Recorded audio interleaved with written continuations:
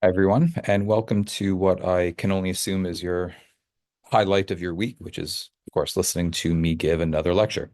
So, the past few lectures, I've been talking a little bit about social influence, which is how our behavior is influenced by other people in various ways. Um, we're not in the section of social influence anymore, but what we're going to be talking about today is sort of related in a sense. We're kind of broadening the scope of social influence in a way in that when we talked about social influence, we were mostly talking about how our behavior changes as a result of a request from someone or a command from someone or something along those lines. We're now going to broaden this to talk about how our behavior changes in response to a group of people, not a group of people who are necessarily putting pressure on us, but just being part of a group can change our behavior in various ways. And in particular, we're going to talk about three ways in which being part of a group can change our behavior usually for the worse, as we're going to see. So we're going to start with this question. Why is it that people behave differently in crowds than when they're by themselves? And we know it is the case that people behave differently in crowds than by themselves. If we just think about something like riding behavior, it's probably unlikely that if you're by yourself and you leave a bar on Friday night, you're probably not going to jump on top of a car with a baseball bat and smash it up and throw rocks through windows of store businesses, things like that, right? But if you get enough people in the right circumstances, this sort of riding can often happen. And this is kind of in need of an explanation because it seems like being part of a group is leading people to behave in more deviant ways, more negative ways. And that's the first thing that we are going to explore in this lecture is to see why people behave in usually more negative ways when they're part of a group. And in answering this question, we're going to refer to a concept known as de-individuation. De-individuation is effectively the opposite of something we've already talked about in this class. So in the section on the self, we talked about the concept of self-awareness. And what that means is that when we're internally focused on our own selves, we naturally start comparing ourselves to this sort of moral standard. And if we're not meeting that moral standard, we're motivated to either try to meet that moral standard or to escape from the situation that caused self-awareness. So, in other words, when we're internally focused, we tend to behave more in line with our standards of morality. De-individuation is the opposite of that, in the sense that in many circumstances, we lose our sense of individuality. We lose our sense of self-awareness in part because we're part of a group. And when that happens, when we lose our individuality and we're not focused on our internal standards of morality, that leads people to engage in more negative, deviant behavior, as we're going to see. But that's the basic idea, okay? Is that because we're not focused on the normal constraints we have against deviant behavior, like in other words, we know that just because we're angry, it doesn't mean that we can attack someone, right? We know that, right? We have that constraint against our behavior. But when we're de-individuated and not focused on those internal standards, then oftentimes those natural constraints that keep us from engaging in negative acts become weakened, and that opens us up to engage in more negative behaviors. You probably experienced this incidentally. People experience de-individuation in situations like being at a concert with lots of other people or being at a sporting event with lots of other people. It usually has to do with being part of a crowd. And there's a lot of situations in which we sort of lose that sense that we're a person. It feels like the crowd itself is one singular entity and everyone's behaving the same way as part of that crowd. So that's what de-individuation is. It's sort of this mindset that shifts from being an individual person to just being a member of this larger group of a crowd. And so, of course, if we look at factors that affect de-individuation, it's probably not surprising that one of those factors is the size of that crowd, the size of the group that we're a part of. In other words, the larger the group is, the more likely we are to find ourselves in this de-individuated state. And there's a few reasons for this. But this is what I mean when I said that we often feel de-individuated at things like concerts and sporting events, because there's typically large crowds at these events.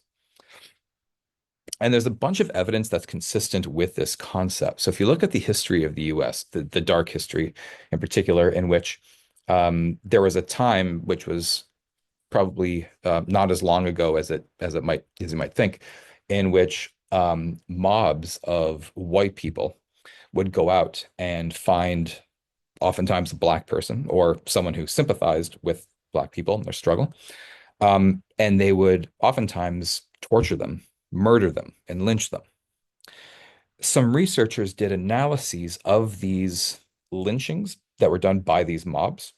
And what they showed is that the brutality with which the victim was tortured and murdered was correlated to how large the mob size was. The larger the mob, the more people that were in the mob, the more brutal were these murders, which is consistent with this idea that large group sizes increase a sense of de-individuation, which opens people up to negative behavior. And incidentally, when I'm saying this, I'm not excusing that behavior, of course.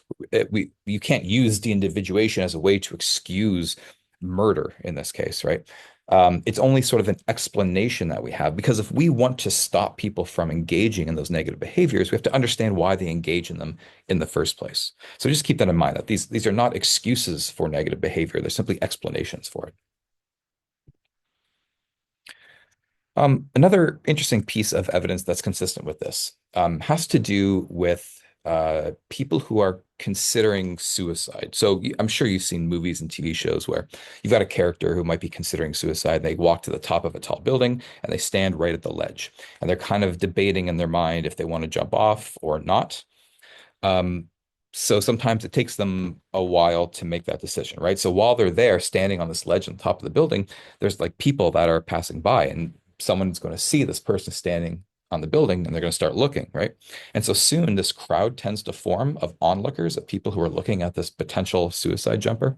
And there's this really weird and again, dark phenomenon whereby when that crowd size gets large enough, people in the crowd oftentimes start taunting the suicide jumper. They'll say things like jump, jump, jump. Now, that doesn't happen if you only have two or three people typically. But if you get 20 people, that sort of taunting can actually occur, which is a horrible thing to do, right? This person's at the worst moment of their life.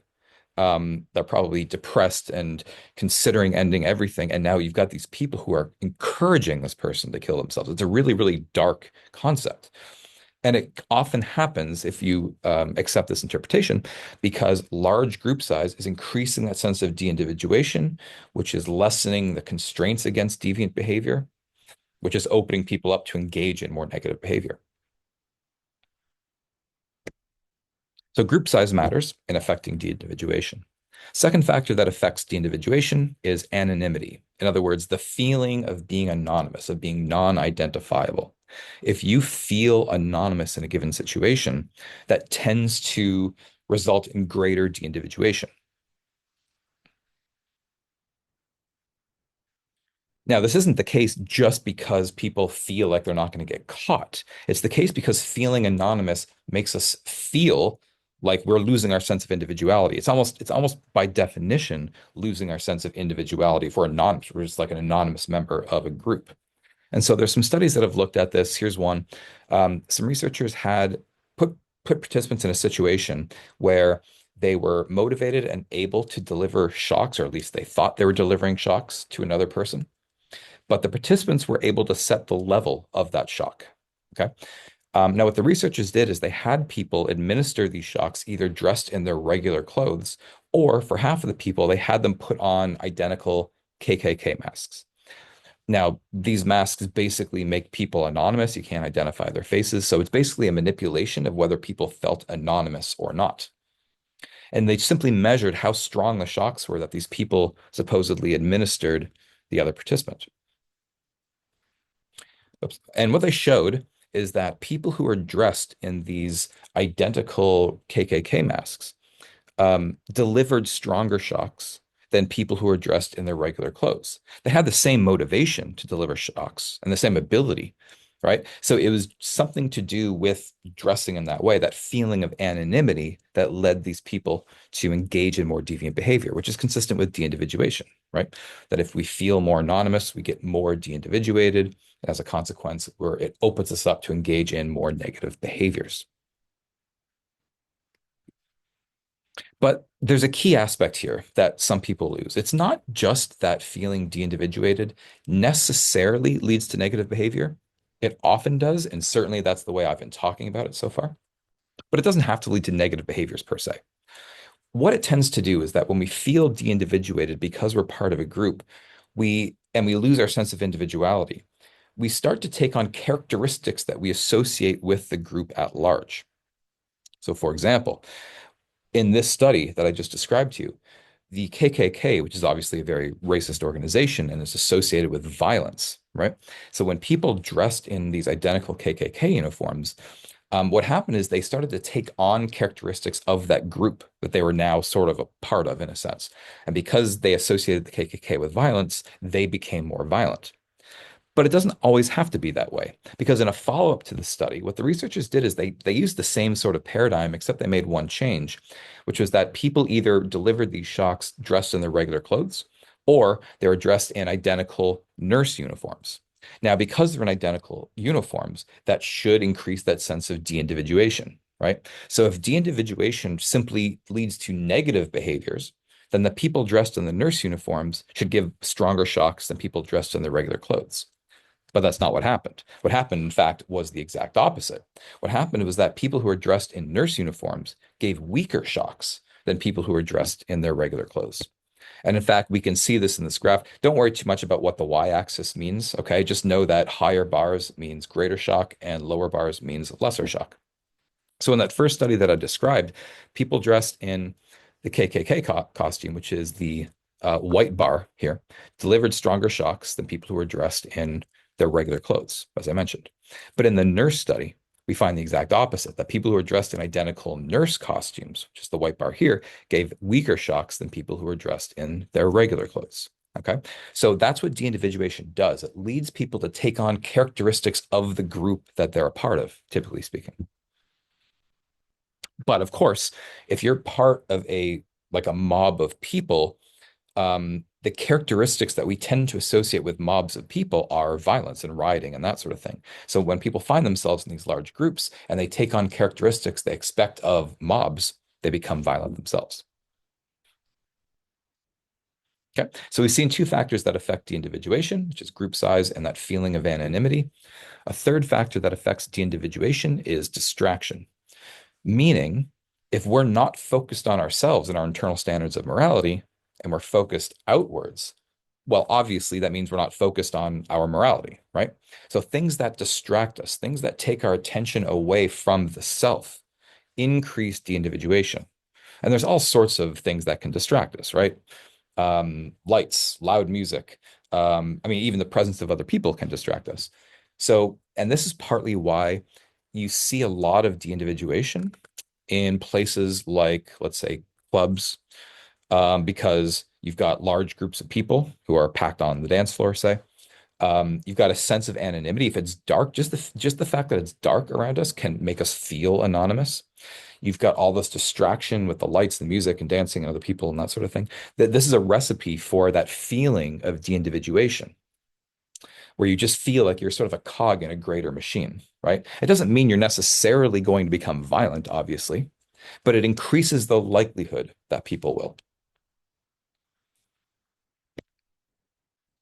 And there's all sorts of examples, oops, of de-individuation, either from studies or from the real world. I mean, I'm just going to talk about a couple, but there's like dozens of these examples that I could talk about. In this first study, this Halloween study, researchers figured that Halloween should be a recipe for de-individuation. I mean, after all, you've got large groups of kids that are going out trick-or-treating. You've got a feeling of anonymity because they're dressed in costumes, or, it's also going to become dark, so that increases anonymity, but really the costumes, I think, tends to create that feeling of anonymity. You've got a lot of distraction going on, either with like decorations that people have out or with just thinking about the candy or the other kids and their costumes on the street. So these kids should tend to be in the state of de-individuation, more or less. And so some researchers wanted to see if that was indeed the case and if they can break people out of that de-individuation. So what they did is when these kids would come to their houses, they'd start talking to them a little bit. And they randomly assigned these kids to one of two conditions. So half of the kids were asked their name at some point in the conversation. and they gave them their name. The other half of the kids were never asked their name. Now, the idea here is that by asking someone their name, that should tend to break de-individuation because you're now no longer anonymous. You've just identified yourself. And so what they did is that after that manipulation, the researcher got a call in another room. And so they left the bowl of candy with the kids, went into another room to take the call, and told the kids, please take one. And of course, what happens is that under normal circumstances, kids steal a lot of candy, right? And that is what happened among the kids who were never asked their name. But among the kids who were asked their name, who identified themselves, they were much less likely to steal candy, which makes sense. Because when you're in a de-individuated state, that tends to lessen these constraints against deviant behavior. It makes it easier to steal candy. But once you become individualized, once you lose that sense of anonymity, you're breaking that sense of de-individuation. That should lead people to act more in accordance with their moral values, and therefore they're less likely to steal candy. A second study that's talked about, um, this one has a lot of different explanations. It's not a very clean study, but because it's talked a lot about, I'm going to mention it. A researcher named Zimbardo, what he did is he took a car and he simply parked it either in New York. I think this was in Queens or the Bronx. I can't remember, one of the two. And then he took the identical car and parked it in Palo Alto, California. Now, what he did is he put the hood up to make it look like the car had broken down. And he simply observed what happened to that car over the next couple of days. Well, the car in New York, the battery was stolen within about 10 minutes, and the car was largely stripped of all its parts within a day. Okay. But when he looked at the car in Palo Alto, what he found is that no one touched the car for like 24 hours, except for one person who, when it started to rain, he put the hood down to protect the car. So clearly, there's very different behaviors that happened in New York versus Palo Alto towards this car. And again, there's a number of explanations for why this could be the case. But one such explanation is that there's a denser population in New York than in Palo Alto, and there's more people around. There's a greater group size. And as a consequence, people should tend to be more de-individuated in that state, in New York versus in Palo Alto, California. And because they're de-individuated, that makes them more likely to engage in deviant behavior. Again, there's multiple other explanations for this as well, but it's at least consistent with the concept of de-individuation.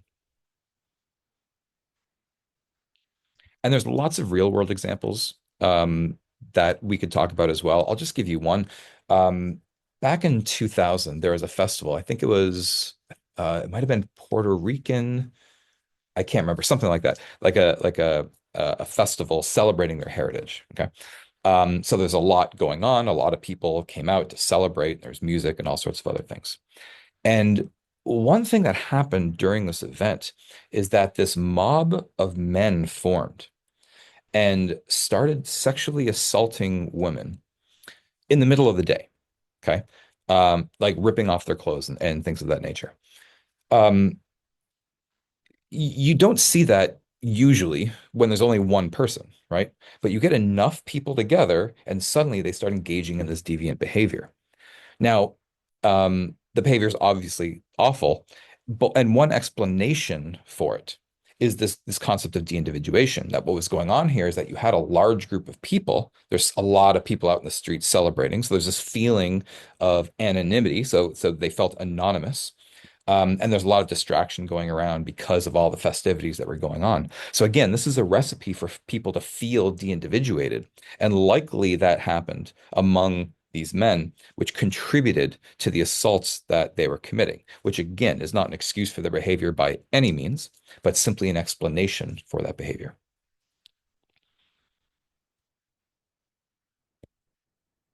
So that's de-individuation. So de-individuation can explain why we sometimes behave differently in crowds than when we're by ourselves, even though no one in the crowd is necessarily directly trying to influence us. Just the fact that you're part of a crowd can change your behavior. But let's look at a second question. How does being part of a group or a crowd affect the opinions that we develop? So we're not looking at behaviors now, we're just looking at people's opinions towards something. And was a classic question in the history of social psychology. This was studied a long time ago, like probably 100 years ago. Um, And what initial research seemed to show is that when people made decisions as part of a group, they tended to make riskier decisions than when they made those same decisions as individuals. So let me give you an example of this. Um, People were given this hypothetical scenario. Okay, imagine that you've got a guy, Mark, and Mark currently has a job, he's employed, but he's considering quitting his job and starting his own business. That's a bit of a risky endeavor, obviously, because his business could fail and he's out of a job. On the other hand, if his business does really well, he can make a lot more money with that business than he does at his current job. So it's a bit of a tough decision he's got to make. Do I quit and start my business or not? And so the question that participants had was, how confident should Mark be that his new job will succeed, his new business will succeed before he quits his current job? So if you are a cautious person, you might say something like, he's got to be at least 90% sure that his new job is going to succeed before he leaves his current job.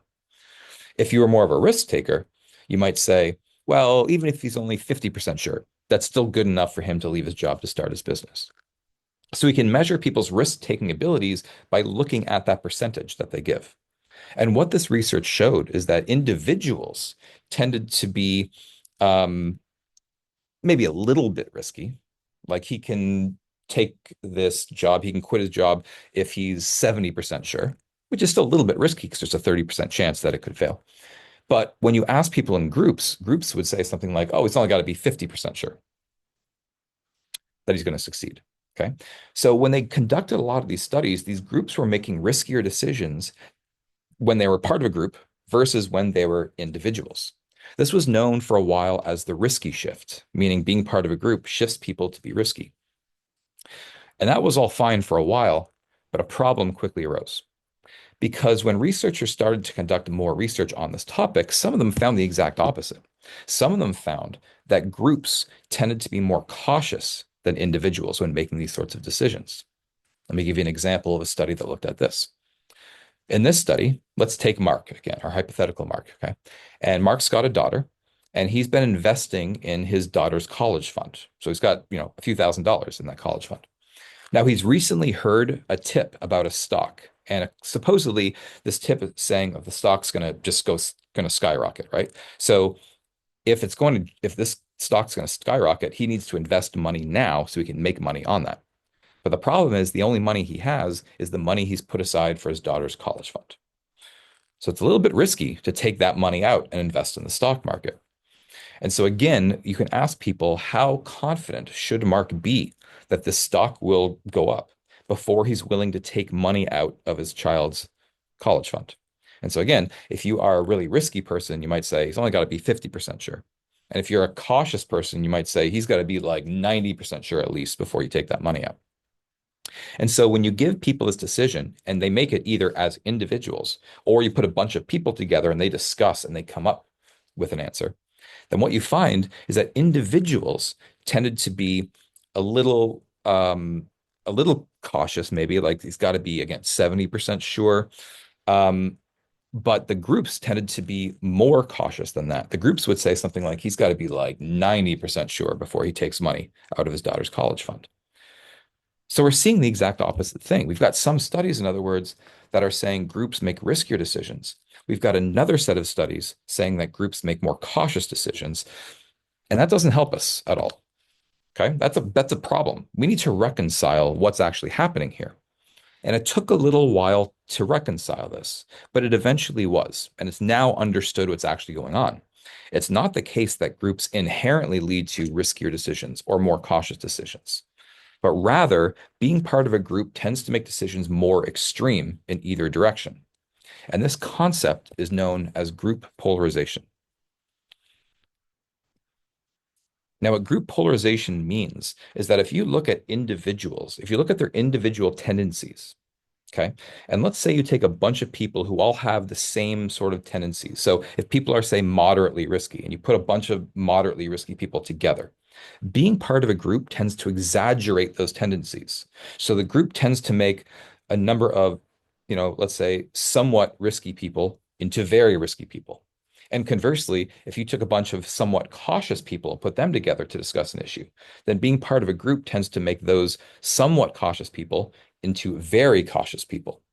And that's what was happening in these past studies. What was happening is that people were willing to take a little bit of a risk when Mark was considering leaving his job. As individuals, they were willing to take a little bit of a risk. And when you take those people and you put them together to discuss an issue, and the group's exaggerating that issue, then the group becomes really risky. That accounted for the risky shift. But on the other hand, in the other scenario where Mark's deciding whether to take money out of his daughter's college fund to invest in the stock, people are initially fairly cautious about that. So when you put all those people together in a group and they discuss that issue and the group is exaggerating that opinion, the group becomes way more cautious. So that's why we were finding these discrepancies in these past studies, is because depending on the specific scenario that was being used, individuals were inherently naturally either slightly risky or slightly cautious. Group polarization is something that almost all of us, I would bet all of us have experienced at some point in various different ways. For example, maybe you've got a group of friends, right? Let's say you've got, a core group of five friends, but one of your five friends has started to be kind of annoying in some various ways. And it's not like that big a deal, but you're all a little bit annoyed at them. And so the four of you, when the fifth person's not there, you get together and you discuss that other person. And by the end of that conversation, like you all hate that person with the fire of a thousand suns, right? Now you didn't go into that conversation hating them. You were just a little bit annoyed, and everyone was a little bit annoyed. But at the end of the group discussion, everyone hates that person, right? That's an example of group polarization where it exaggerated everyone's initial tendencies. Okay. And this happens via the discussion. In other words, just being part of the group doesn't necessarily exaggerate your initial tendencies. It's the fact that everyone with similar attitudes who are discussing an issue, and that it's that discussion that tends to strengthen the initial average inclination of the group members or their initial tendencies. And we can think about this in a lot of different contexts. I'll give you another example. It's been said that our politics are becoming increasingly polarized, right? Part of the reason for that is because if you take a bunch of Republicans and you put them together and they discuss Republican issues, because of group polarization, they become even more Republican. If you take a bunch of Democrats and you have them discuss political issues, well, because they're all leaning Democrat, discussion tends to make them even more Democratic, right? So you get these two groups that are diverging from each other, that are polarizing, hence the name group polarization. And it largely happens because we have a natural tendency to want to affiliate with people who have the same opinions as us, right? Because if we affiliate with people who have different opinions, that calls into question whether our opinions are correct. And we don't want to think our opinions are incorrect. That would hurt our self-esteem. We want to think that our opinions are right. So we only affiliate with people who tend to share similar views, which tends to exaggerate our opinions via group polarization. This is partly what people mean when they say that people can end up in echo chambers where they're only talking to and with people that share their views and they're not exposing them to a different viewpoint. And if you think about this, you should notice that this is kind of similar to confirmation bias. Remember when we talked about confirmation bias, we talked about how it means that when people have initial beliefs, they tend to look only for information that supports their beliefs. So one way of doing that is by only associating with people who share those beliefs, which then, because of group polarization, makes people even more extreme. So here's a study that looked at this. This was done back in I think it was the 50s. It was right around the time where one of the political debates in the US was whether we should integrate schools and busing or keep different buses in different schools for the white kids and the black kids, obviously during a very racist time in our past. And so what the researchers did is they first took a bunch of people and they gave them a questionnaire that assessed what their attitudes were towards, I think in this case, it was desegregating buses. So whether you can have kids of different races on the same bus or not. And so based on their responses to this, you can categorize these people into high prejudice groups. These are people who wanted to keep the races separate, or low prejudice groups. These are people who wanted desegregation on buses. Okay. And so this before discussion, this column on the left shows you that, of course, if you look at their prejudice scores, that obviously the high prejudice people are more prejudiced than the low prejudice people by definition, right? But what happened here is what the researchers did is then they put people in groups of other people who shared their same opinions. So they took the low prejudice people and they had them discuss the issue of desegregation with other low prejudice people. And they took the high prejudice people and they had them discuss the same issue on desegregation with other high prejudice people. And then after the discussion, the researchers then again gave them the questionnaire and assessed their amount of prejudice. And what you can see from this graph is that among the low prejudice people, after they discussed the issue of desegregation, they became even less prejudiced. And conversely, if you look at the high prejudice people, well, after the discussion, they became even more prejudiced. So what's happening here is that these two groups, the low and the high prejudice groups, are polarizing. They're getting farther and farther apart, as you can see visually in this graph here. And this all happens because of group polarization. So why does that happen? What causes group polarization? Well, there have been three main theories that have been put forth to explain why group polarization occurs. Let's look at each one. So the first one of these theories is known as persuasive argument theory. So let's imagine that, let's just say that you are against the death penalty, okay? That's your political cause. And so you join a group of people who are also against the death penalty, okay? And you have like weekly discussions about it. So maybe you go into that group having two arguments against, about why you're against the death penalty, okay? And you get to this group and you have this discussion with other group members. And in that discussion, you learn about new arguments because your other group members who are also against the death penalty might have a different set of reasons why they're against the death penalty. So at the end of that conversation, you no longer have two reasons why you're against the death penalty. You now have five reasons, right? And because you have more reasons why you're against the death penalty, you become even more against the death penalty. And the same process occurs for everybody else within that group. They're learning new arguments against the death penalty. As a consequence, people shift and then become even more against the death penalty. So that's what persuasive argument theory is. A second explanation relies on social comparison theory. What this means is that, as I said before in the section on the self, we oftentimes define ourselves in relation to other people, right? So if you say you're intelligent, what you effectively mean is that you're intelligent compared to most other people. Or if you say you're honest compared to most other people, right? And so if I'm against the death penalty, what that really means is I am more against the death penalty than most other people. We're defining ourselves by that. That becomes part of our core values. It becomes part of our self-concept. But when you take people who all have the same opinion, they're all against the death penalty, and you put them in a room, you can no longer use that aspect of yourself to define yourself because everyone's against the death penalty. You're no more against the death penalty than most of these other people here. And so, in order to maintain our self-concept that we're really against the death penalty, we become even more extreme to try to distinguish ourselves from the other group members. Because if we can do that, if we could become even more against the death penalty, we can now use that as part of our self-concept, which is what we want to do. But the problem is everybody does that.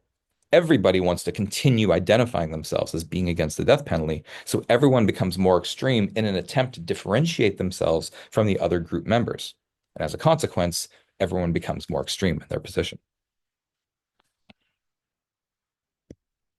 And finally, a third explanation for group polarization is social categorization. Now, social comparison and social categorization are often confused. So I want to make sure that you understand the difference between the two. So what social categorization means is that we're not trying to differentiate ourselves from other group members. We're trying to differentiate our entire group from the opposite group. So your group is the anti-death penalty group, and there's another group on campus, which is the pro-death penalty group. And we don't like to think that we're like them because they have the opposite values that we have, right? So we want to distinguish ourselves from them. We don't want to think we're anything like them. And one way to do that is to become more extreme in our positions. Then we're maximizing how different we are from the opposite group, right? So what's happening is that we exaggerate our initial tendencies because it helps us differentiate ourselves from that opposite group. And I think you see this in politics all the time, is that let's say Republicans don't want to have any Democratic policies. They don't want to be anything like the Democrats. So they become even more Republican in order to really differentiate themselves from the Democrats. And of course, the opposite can happen as well. The Democrats are trying to not be anything like the Republicans, so they adopt even more Democratic policies. Okay.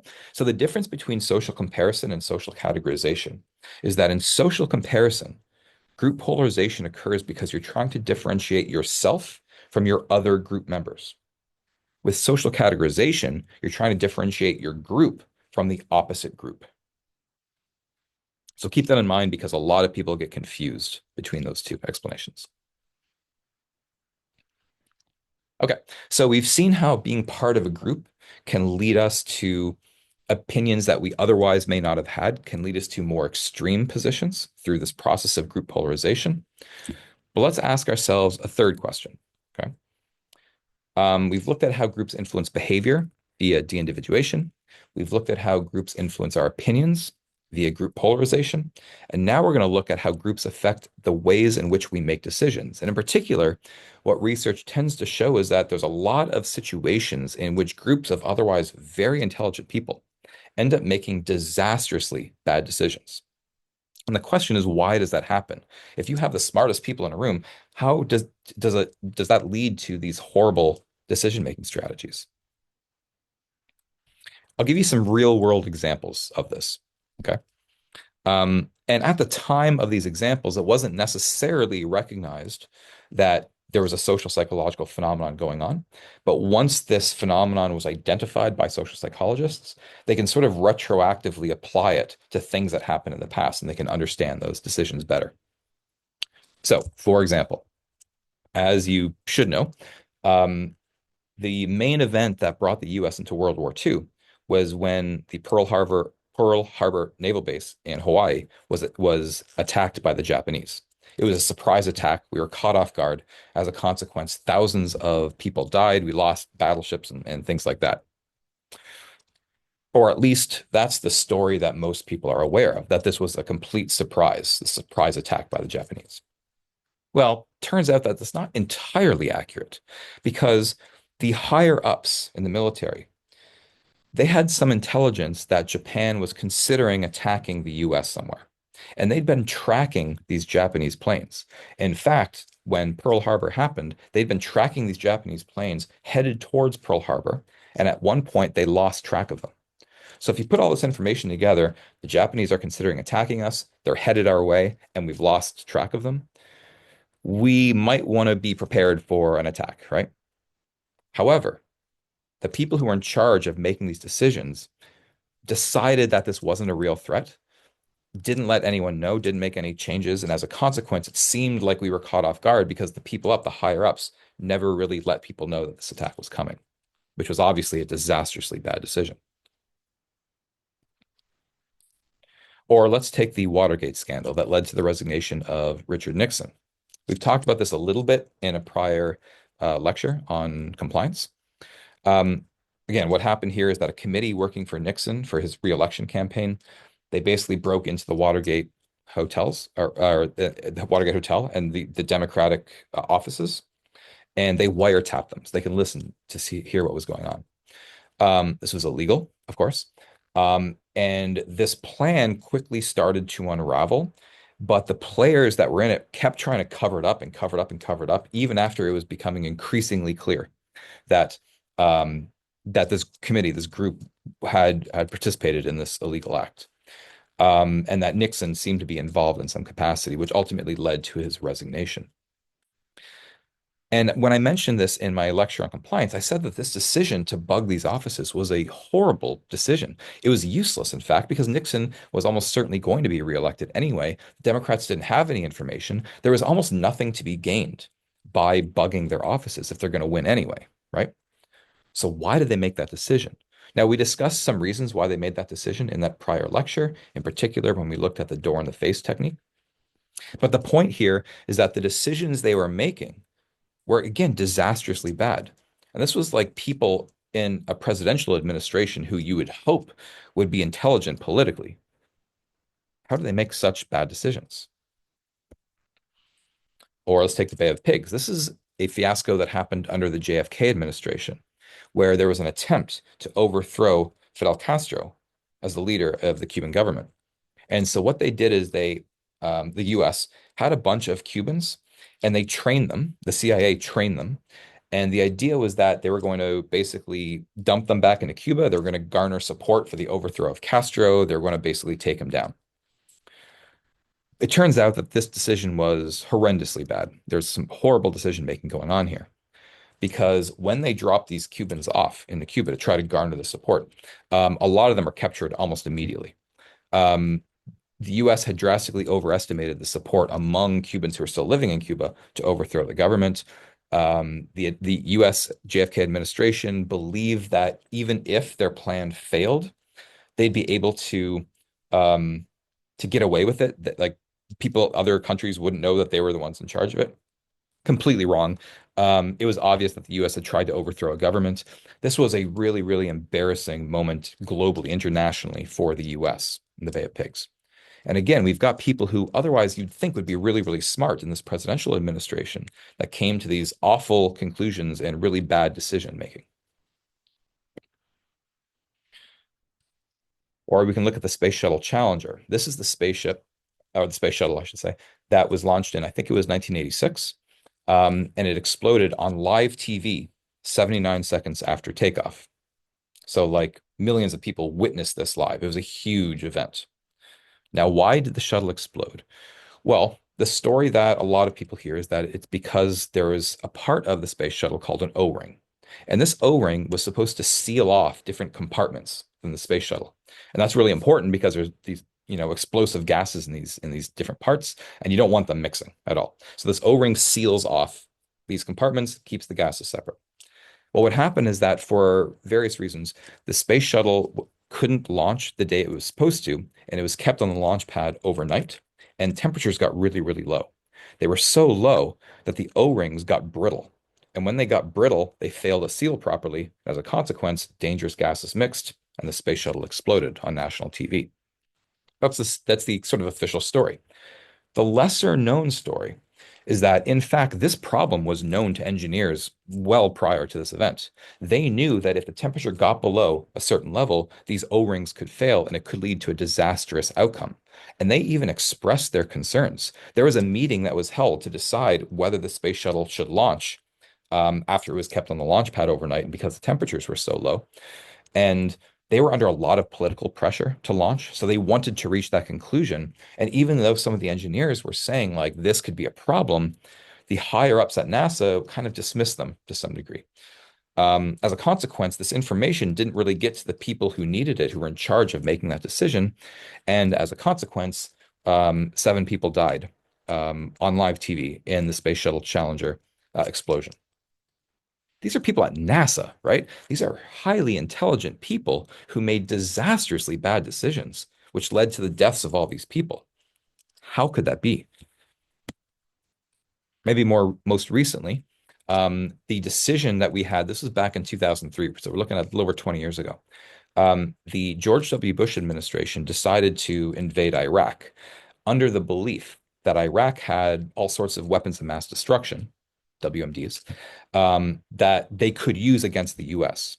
And so they garnered support from the US citizens under this idea that Iraq could launch these weapons of mass destruction. They can destroy parts of America. We need to take them out before they take us out. The problem was that when we got to Iraq, um, we found out they didn't have weapons of mass destruction. All of that information, all of that intelligence that we had gathered turned out to be wrong or misinterpreted. And so effectively, we ended up invading this country under the auspices, under the belief that they had these weapons of mass destruction when in fact they didn't. And the Iraq War is now considered to be just a disastrous um, uh, decision on the global scale. So again, how are these people making these decisions which end up being disastrously bad? Well, the common factor that a lot of these real world events share is that they all seem to have been susceptible to a certain decision-making style that as social psychologists we call groupthink. What groupthink means is that when you take a bunch of people and you put them together to make some decision, do we launch the Challenger? Do we invade Cuba? Do we invade Iraq because they have weapons of mass destruction? Do we bug the offices of the Democrats, et cetera, et cetera. You take a lot of intelligent people, you put them together to make that decision, and it turns out that a lot of the time, the people in that group already have a decision that they want to reach. And because they want to reach a certain decision, they stop looking at all the evidence objectively. They start putting pressure on each other to reach that preordained conclusion. As a consequence, they're not thinking objectively, and they can make disastrously bad decisions. In other words, the priorities of the group shift from reaching the correct decision to reaching the preordained conclusion that they want to reach. So, for instance, NASA, because of the political pressure they were under, they wanted to conclude that we can launch this space shuttle. And so instead of looking at the situation objectively and noting that the temperatures were too low for these O-rings, we engineers had determined that you shouldn't launch if temperatures got below a certain level, and it was below that level. So if you were thinking objectively about the situation, the right decision would have been we can't launch. But because they wanted to, because they're under all this political pressure, they stopped thinking objectively. They started putting pressure on each other to come to this preordained conclusion, which resulted in this horrible decision. Okay.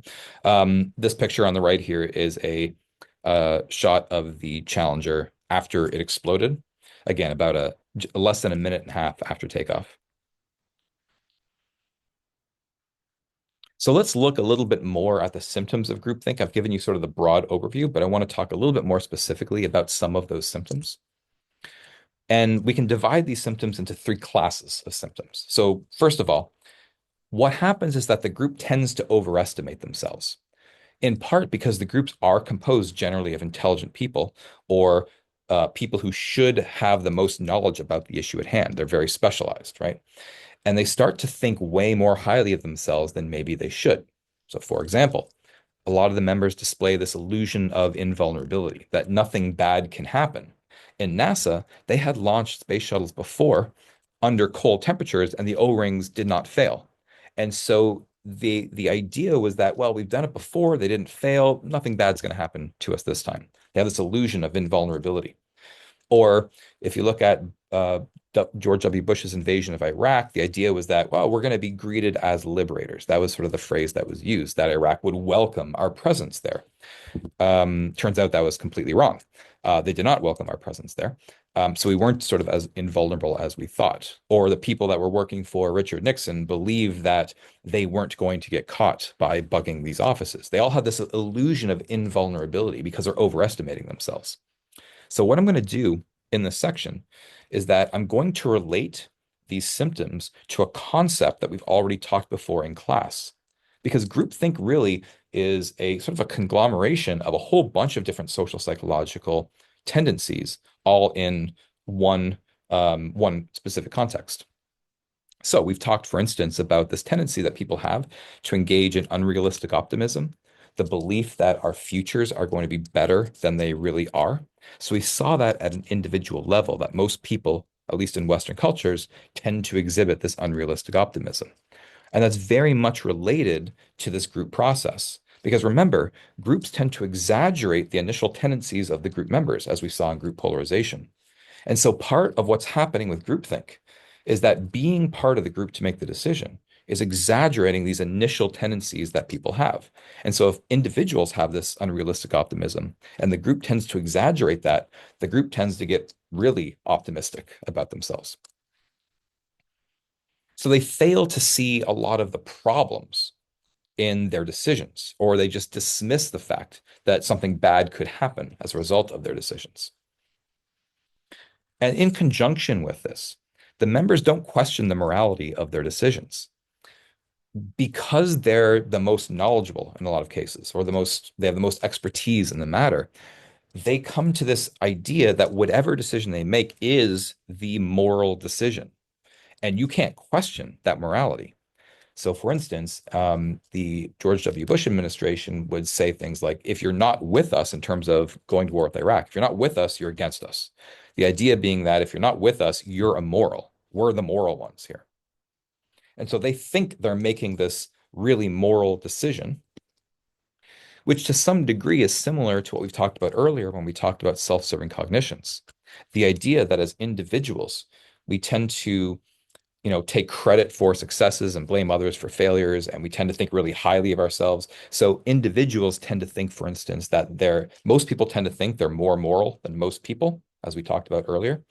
And that happens at the group level as well, right? Where this group is convinced that they're making the most moral decision. And so if anyone questions them, well, they dismiss them because if we're moral and you're questioning me, you're immoral. So I'm not going to listen to you. And so what happens as a consequence of this is the group becomes really close-minded. They start isolating themselves from other people because they're immoral, right? They're not with us, and we're the moral ones, so we dismiss them. They become really close-minded.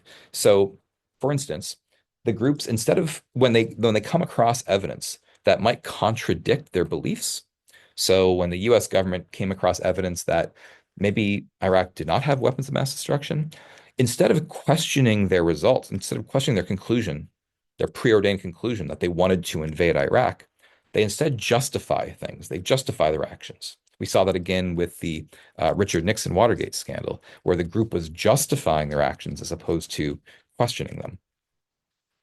This should sound familiar to a couple of different things we've talked about. So first off, when we looked at the confirmation bias, right? We talked about how we look only for information that supports our beliefs, or we interpret ambiguous information in a manner consistent with our beliefs. And that's what was happening in a lot of these cases.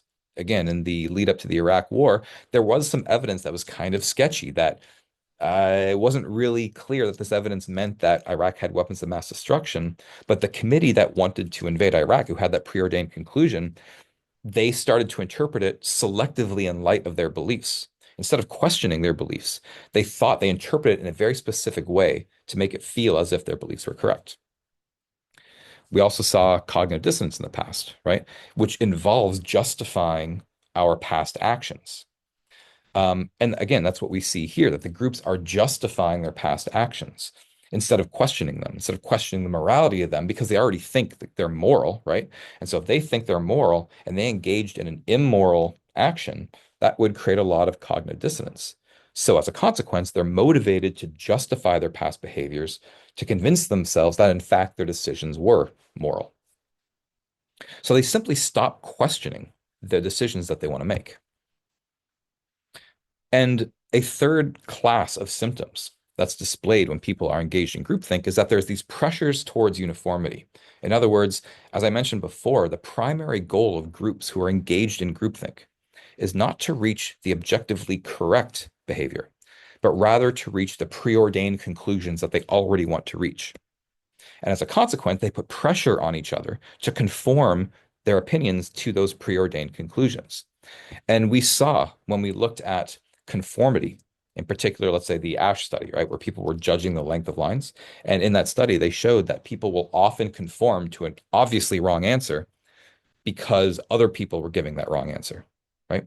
So we already have this pressure to conform at an individual level.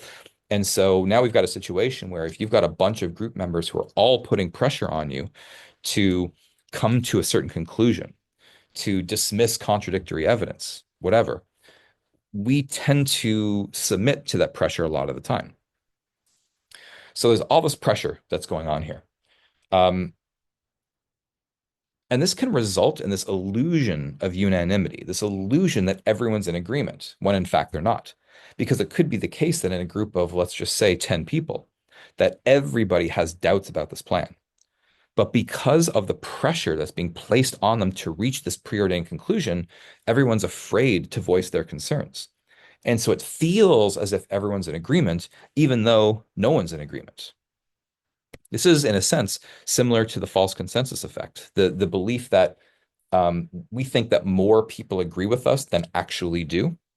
And that's kind of what's happening here. It feels like everybody's in agreement with us when in fact, maybe no one's in agreement, but they're just afraid to speak up. So in the JFK administration, for instance, when they were, deciding whether to invade Cuba, JFK assigned his brother, Robert Kennedy, to play the role of what they called at the time mind guard. And so Kennedy would go around to different people in the administration who had concerns about this decision to invade Cuba, and he would say, "Hey, we don't want to hear your concerns. The president does not want to hear your concerns because we're going to go ahead with this. So just keep them to yourself."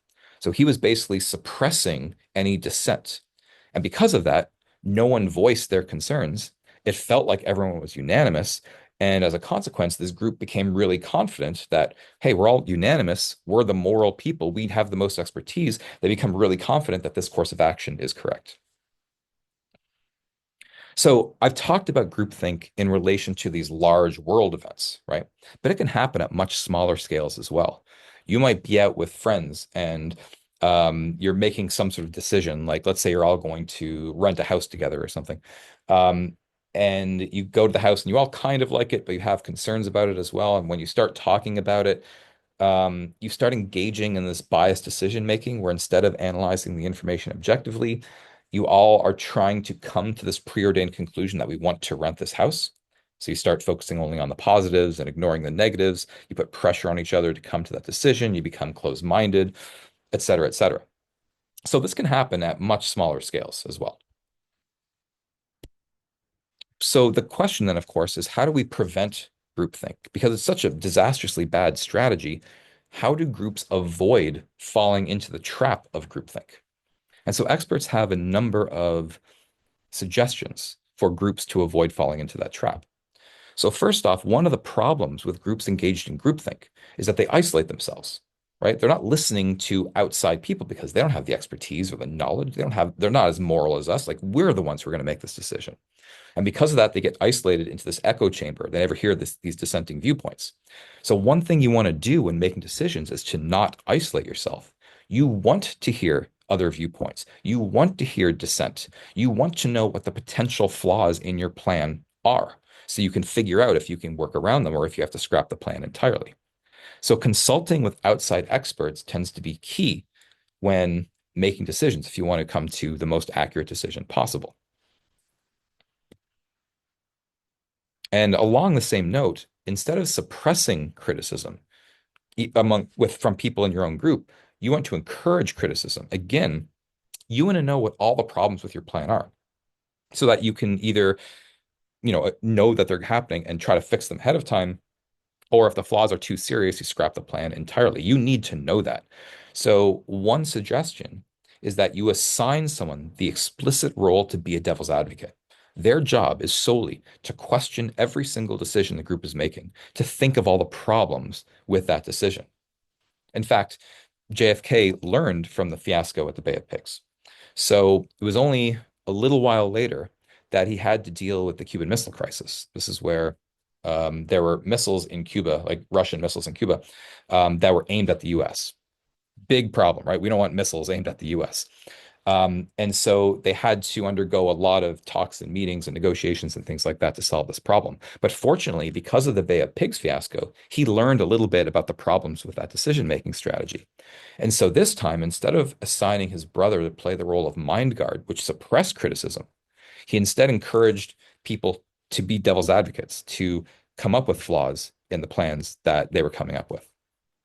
As a consequence, the resolution of the Cuban Missile Crisis was much better than the resolution of the Bay of Pigs. Thank goodness. Another suggestion is that instead of having one group make one overall decision, what you might want to do is break the groups into subgroups. And the reason for this is because if you have one group, there's often a leader of that group, right? Like the president, let's say, or the head of NASA, or whatever it is. And because they're the leader, people feel this need to conform to that person. Even if that person is not directly trying to manipulate the other members, there is a feeling among the members that they want to conform or they need to conform to the leader within that group. But by breaking into subgroups, you avoid that problem because the leader can't be in all these different subgroups, right? So in these subgroups, people should feel more open to expressing their dissent, to coming up with criticisms, which is then useful when they come back to the group to decide if they want to continue with this plan of action. And finally, it's recommended that there be a second chance meeting. Okay, meaning what this means is that once the group makes a decision, you don't finalize it right there in the heat of the moment. Instead, everybody goes home, they sleep on it, they think about it, they come back for another meeting. And if they thought of any other problems, any other criticisms or flaws in the plan, they can now voice them in that meeting. And this can be really useful because having some distance from that group decision-making process can give us a little bit more perspective on the decision that's being made. And so that tends to help decision making if you have that second chance meeting. Okay, so let's put this all together, everything we've talked about today. Okay, what we're seeing as a general theme here is that being part of a group can distort our views and our behaviors and our decision-making styles in a variety of different ways. So, for example, in terms of how we behave, groups can lead people to become de-individuated. We lose our sense of morality, or at least we're not focused on our standards of morality, which can lead to deviant behavior, right? So it's, in a sense, it's distorting our behavior. Or groups can exaggerate the initial opinions of the group members and make them more extreme. So again, we're seeing groups can influence the way that people are thinking about things, right? Via the three theories that we talked about before. So it can contribute to increased polarization, increased extremity of views. And finally, as we just saw, groups can lead to poor decision making because people oftentimes have this preordained conclusion going into the meeting. They put pressures on each other to reach that conclusion. They discourage criticism, and it results in these really bad decisions. And so groups, I don't want to say that groups are always problematic, of course, but they can be problematic across a variety of situations for the reasons that we mentioned. And my hope is that being aware of these processes can help you avoid them. They can help you recognize when you are experiencing group polarization, when you are experiencing groupthink, when you are in a state of de-individuation. And by understanding, by being aware of those things, you can avoid some of these problems in the future.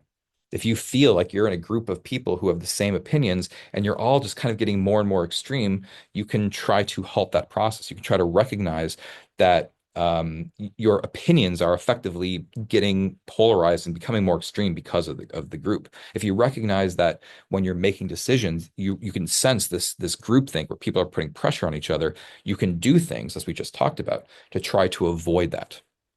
So my hope is that you being aware of these processes can help you avoid them in the future and therefore make better decisions. And that's all I have for this lecture. I'll see you guys next class.